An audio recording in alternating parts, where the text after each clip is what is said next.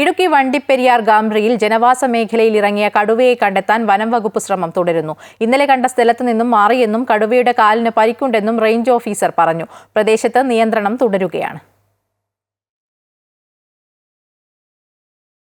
കഴിഞ്ഞ 3 ദിവസമായി കടുവയുടെ സാന്നിധ്യമുള്ള വണ്ടിപ്പെരിയാർ ഗ്രാമ്പി വെടിക്കുഴിയിലാണ് വനംവകുപ്പ് കൂട് സ്ഥാപിച്ചത്. രാത്രി തന്നെ കടുവ കൂട്ടിലകപ്പെടുമെന്നായിരുന്നു വനംവകുപ്പിന്റെ പ്രതീക്ഷ. ഇതുണ്ടാകാതെ വന്നതോടെയാണ് ഡ്രോൺ ഉപയോഗിച്ച് വീണ്ടും നിരീക്ഷിച്ചത്.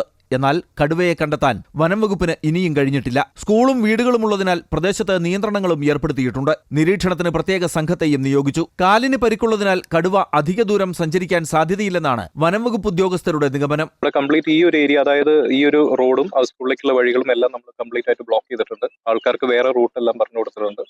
അപ്പോൾ 2 ദിവസങ്ങളിലേക്ക് അല്ലെങ്കിൽ മാക്സിമം കടുവ കൊടുക്കുന്നവരെ ഈ ഭാഗങ്ങളെല്ലാം കൃത്യമായിട്ട് മോണിറ്റർ ചെയ്യാൻ ഇന്നലെ ഒരു സെല്ല് ഫോം ചെയ്തിട്ടുണ്ട്. കൃത്യമായിട്ട് നിർദ്ദേശം നാട്ടുകാർക്കെല്ലാം കൊടുത്തിട്ടുണ്ട്. ഈ വഴി അവരെല്ലാം സഹകരിക്കുന്നു. കടുവ കയറിപ്പോയ കാടിനുള്ളിൽ വനംവകുപ്പ് ഉദ്യോഗസ്ഥർ പരിശോധന നടത്തി. ഇവിടെ നിന്ന് കാൽപ്പാടുകൾ ലഭിച്ചിട്ടുണ്ട്. കടുവ കയറിപ്പോകാൻ സാധ്യതയുള്ള മറ്റിടങ്ങളിലും പരിശോധന നടത്താനാണ് വനംവകുപ്പിന്റെ തീരുമാനം. അമൃത ന്യൂസ്, ഇടുക്കി.